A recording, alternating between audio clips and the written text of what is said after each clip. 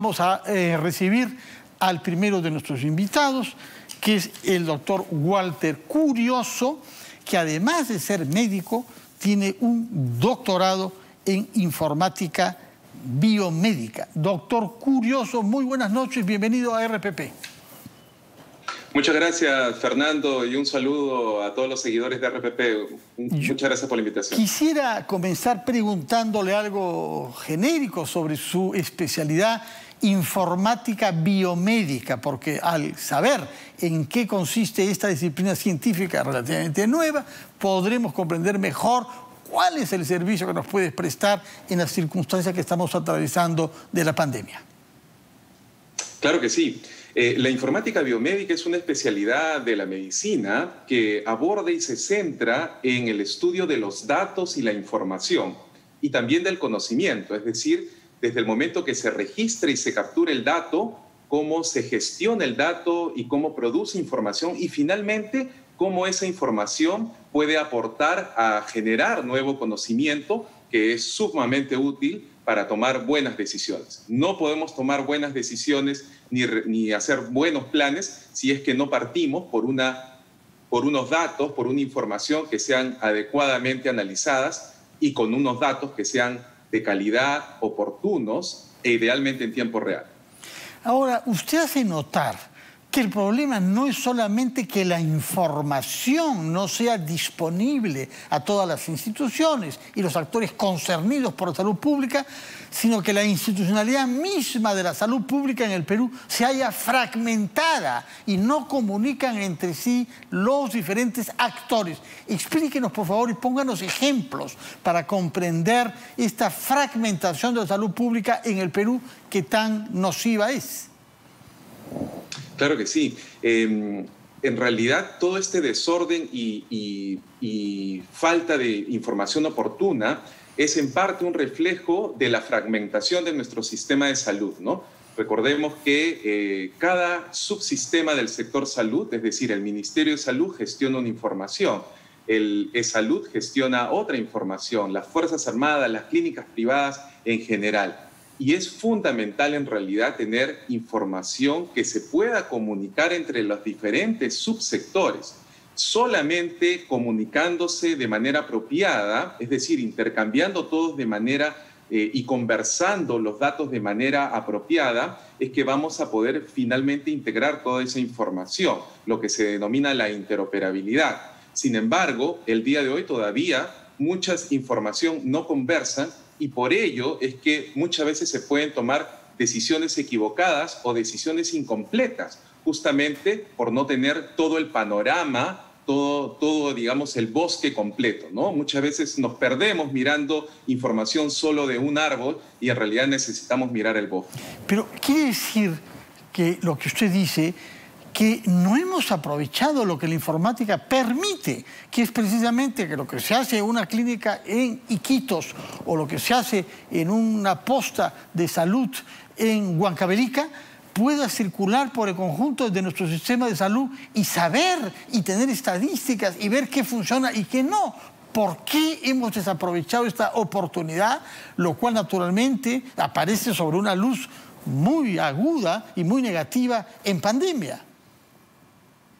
Claro, en realidad es que los gobernantes y los tomadores de decisión muchas veces no han prestado atención a este tema de los datos, porque los datos normalmente no se ven, ¿no? Es un sistema de información que en realidad es la base para todo un sistema de salud, ¿no? Muchas veces se piensa en fortalecer solamente la infraestructura de hospital, que es obviamente importante, en los recursos, pero es fundamental no solamente construir un buen sistema de datos, una plataforma informática, se necesita gobernanza de datos y sobre todo se necesita también personal capacitado. No existen suficientes profesionales que puedan justamente especializarse en esta ciencia de datos, ¿no? Existen muy pocos programas. Hoy en día hay 2 programas que han sido financiados por el CONCITEC, para apoyar la gestión de datos y para formar justamente personal de diferentes especialidades en estas especialidades. Por ejemplo, la Universidad Continental ha implementado, ha ganado uno de estos fondos del CONCITEC recientemente para formar justamente profesionales, no solamente multidisciplinarios, sino del MINSA, de salud, de la parte privada, a que gestionen mejor los datos, ¿no? Es un diplomado de inteligencia de datos para la mejora de epidemias y pandemias como la que vemos, ¿no? Solo para darte un ejemplo de esa fragmentación que tenemos. Hoy en día, si yo analizo la base de datos del Ministerio de Salud a través de la CDC, vemos que la mortalidad todavía sigue aumentando. Pero si yo analizo toda la base de datos del SINADEF, del Sistema Nacional de Defunciones, yo veo que hasta la semana 16, es decir, hasta el último fin de semana, si bien es cierto tenemos un exceso de 5.500 muertes semanales, aparentemente estamos por la segunda semana de que el aumento de la mortalidad se ha detenido, ¿no? Sin embargo, este no es el reflejo de los datos del Ministerio de Salud, que aún se muestran que estamos todavía en aumento. Esa discordancia de los datos del SINADEF con los datos de una dirección, que es la CDC, es un claro ejemplo de la necesidad que tenemos de integrar y registrar y analizar de la mejor manera los datos. En el caso que usted pone, ¿cómo se explica que la mortalidad siga en aumento según la contabilidad de muertos del MINSA y no según la del SINADEF? Porque acá no es que no haya comunicación, sino que hay dos curvas que marchan en un sentido diferente. Claro, la del CDC se basa en datos de muertes reportadas, ya sea por los establecimientos del Ministerio de Salud. Con diagnóstico seguro. Exactamente, ¿no? En cambio, del SINADEF estamos analizando todas las muertes que en el marco de la pandemia, y lo hemos visto desde el año pasado, era un proxy, es decir, era un aproximado y era una variable que nos podía predecir la evolución del COVID, ¿no? Ya con la mejora de los registros, con la oportunidad de los registros y la mayor cantidad de profesionales que han ido registrando, obviamente la calidad de la información va a ir mejorando. Y otro aspecto importantísimo cuando hablamos de informática biomédica, Fernando, es la necesidad de contar con estos datos, con todos esos datos que se vienen generando, que sean de acceso público. Necesitamos más bases de datos que estén disponibles a través de repositorios de datos abiertos. ¿Para qué? No solamente como un aspecto de transparencia, para que cualquier persona, cualquier investigador, cualquier ciudadano, cualquier comunicador, especialista, pueda analizar justamente estos datos, sino que también se puedan generar nuevas investigaciones. No tenemos todavía suficientes investigaciones de lo que pasa en el Perú y es fundamental generar esas investigaciones. Y para Doctor Curioso, permítame por favor que vayamos a una pausa, después de la cual quisiera que nos conteste a una pregunta sobre un punto que no es de gran complejidad médica, el uso del protector facial.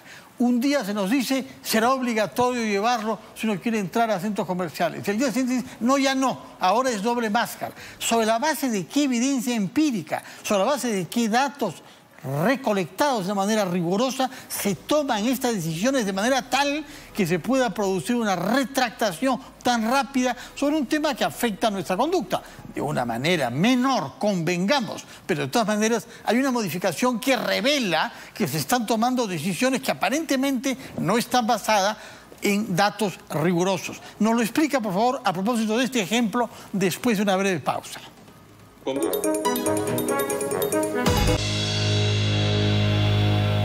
Estamos conversando con el doctor Walter Curioso, quien ha hecho un doctorado en informática biomédica en la Universidad de Washington, en los Estados Unidos, que ahora está felizmente para nosotros en el Perú, donde está tratando de poner su experiencia al servicio de nuestra gestión de datos para la salud.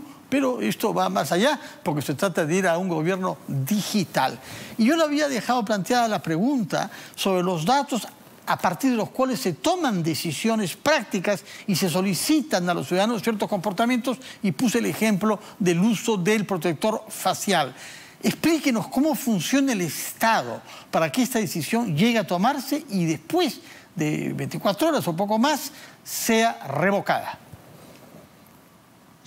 Gracias, Fernando. Definitivamente el gobierno debe tomar decisiones basadas en ciencia y basadas en investigación. Eso es fundamental. ¿Por qué? Porque la ciencia y la investigación avanzan diariamente. Cada día aparecen nuevos estudios de investigación y es responsabilidad de nuestros gobernantes y de las personas que toman decisiones de adaptar esas evidencias al contexto peruano e implementarlas, ¿no? Las normas no están selladas en piedra y las normas es necesario evaluarlas periódicamente y producir los cambios que sean necesarios. Para el caso de las mascarillas y para el caso de las caretas faciales sucede lo mismo. Cada día aparecen nuevos estudios y nuevas investigaciones. Por ejemplo, el caso de usar una mascarilla de tela o dos mascarillas, ¿no? Recientemente, hace algunos días, apareció una nueva investigación por investigadores de la Universidad Carolina del Norte, en la cual encontraron que usar dos mascarillas ofrecía mayor protección que solo una. Pero no solo eso, encontraron que si yo uso una mascarilla quirúrgica sobre una de tela, tengo 60% de protección. Pero si uso la de tela sobre una quirúrgica, aumenta mi protección en 81%.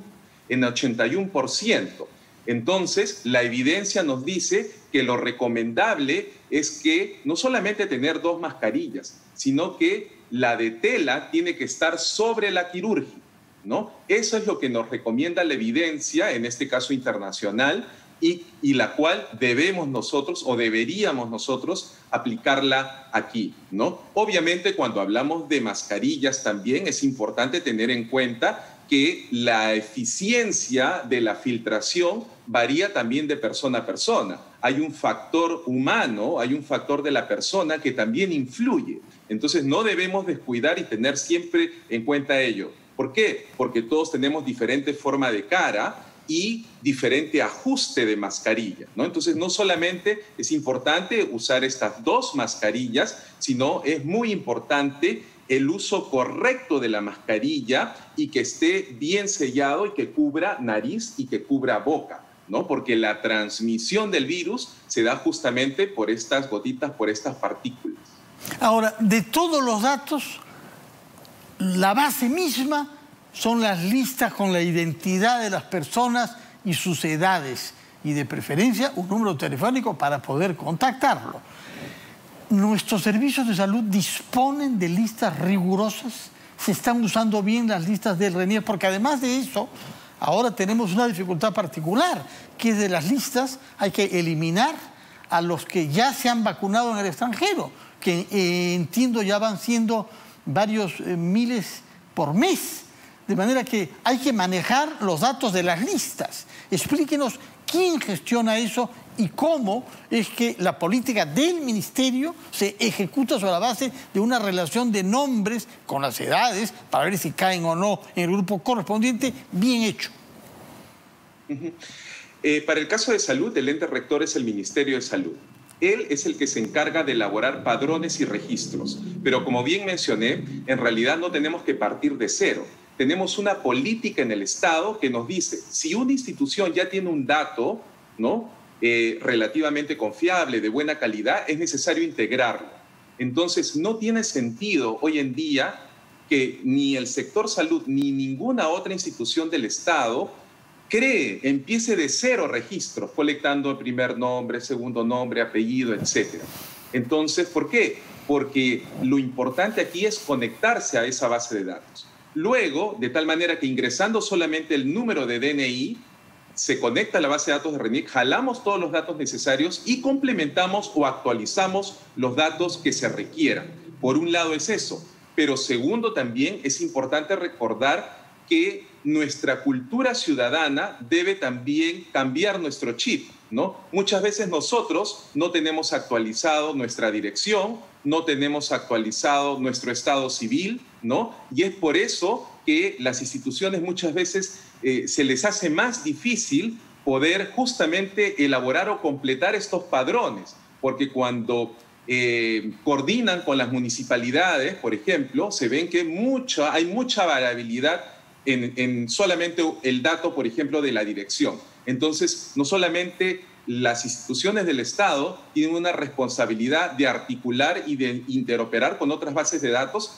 pero también es nuestra responsabilidad como ciudadano mantener nuestros datos actualizados en la RENIEC, porque no solamente es un tema para ir a votar o para ir a realizar un trámite al banco, es una responsabilidad de que nuestros datos van a poder ser útiles para cuando hagamos diferentes trámites y servicios, ¿no? Lo que denominamos el gobierno electrónico. Ahora bien, hay un punto específico sobre el que les quiero preguntar, que son los datos que pueden permitir tomar de una manera responsable una decisión que nos concierne a todos los padres de familia. ¿Deben nuestros hijos regresar a clases presenciales? Pues entonces hay que saber si los niños contagian o no a los profesores y si son susceptibles de ser contagiados de una manera grave ellos o no. ¿Quién decide eso? ¿Quién recolecta esos datos de manera tal que el Ministerio de Educación, en este caso, pueda tomar una decisión en ejercicio de una responsabilidad plena? Como mencioné, todos los sectores del Estado deben basar sus decisiones sobre evidencias, ¿no? Sobre evidencias actualizadas, sobre evidencias basadas en ciencia y en investigación, ¿no? Entonces, en realidad, cada una de las instituciones tiene esa responsabilidad, ¿no? Los diferentes equipos técnicos, ¿no? A diferentes niveles, cuando hablamos de un ministerio, tienen esa responsabilidad y tienen esos mandatos, ¿no? Sin embargo, es importante mencionar que hay muchos temas transversales, ¿no? Que no solamente son competencia de un solo sector, ¿no? El mejor ejemplo es la anemia, ¿no? La anemia no solamente es un tema del sector salud. La anemia implica educación, implica vivienda, por eso es que tenemos un plan multisectorial de lucha contra la anemia, ¿no? Que nos tocó también participar, en el cual coordinan 15 ministerios, porque justamente la anemia es un tema complejo y que no solamente es responsabilidad de un sector, en este caso el Ministerio de Salud. De la misma manera, el retorno de los colegios también implica muchos factores, ¿no? Y es importantísimo que estas decisiones se aborden en espacios que ya existen, ¿no? Como el Comité o la Comisión Intersectorial de Asuntos Sociales, CIAS, que está adscrito en la presidencia del Consejo de Ministros y que regularmente se reúnen. Estos temas tienen que ser llevados a este nivel de espacio, ¿no? Donde justamente con todos los sectores involucrados y con la evidencia que se presente, se deberían tomar las decisiones a ese nivel. De acuerdo. Ahora, hay un tema que es el último que tenemos tiempo de abordar, que a veces, francamente, supera mi entendimiento y yo diría también mi paciencia. Es el tema de la ivermectina. ¿Cómo es posible que aún ahora hayan polémicas sobre si se debe usar o no este medicamento y que, si bien ha sido retirado de la lista de los medicamentos recomendados por el Ministerio de Salud, sigue siendo masivamente recomendado por médicos y usado por los pacientes? Explíquenos por qué no hay sobre ese tema datos homogéneos a nivel nacional que pueden llevar a una política de todos. La evidencia es clara, Fernando.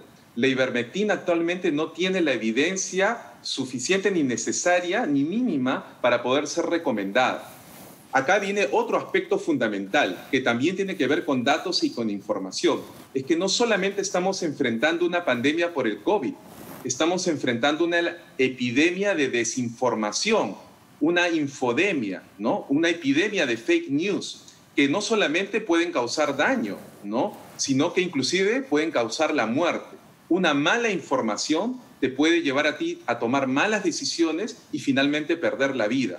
Por eso es fundamental el rol de la comunicación, que es otro de los factores en los cuales hemos adolecido desde el inicio de la pandemia, ¿no? Necesitamos una estrategia de comunicación sólida, masiva, obviamente basada en experiencia internacional, porque hay evidencia también que nos dice cuáles son las mejores estrategias de comunicación y de acuerdo a los diferentes grupos y perfiles, ¿no? Entonces, es necesario también que adicionalmente a las medidas de protección, adicional a la vacuna, adicional al distanciamiento social, al uso apropiado de la mascarilla y a las medidas de higiene, es fundamental también que el Estado invierta y fortalezca su estrategia de comunicación social. La comunicación de riesgos de manera estratégica es fundamental justamente para empoderar al ciudadano y que pueda tomar buenas decisiones y que deje de estar automedicándose, porque la automedicación mata. Muchas gracias por su presencia en las 5 de las 7, doctor Walter Curioso, doctor en informática biomédica. Muy buenas noches, doctor. Vamos a hablar ahora sobre política y lo vamos a hacer con un politólogo joven que está haciendo un doctorado en una prestigiosa universidad de los Estados Unidos, la Northwestern de Chicago, y que ha publicado un artículo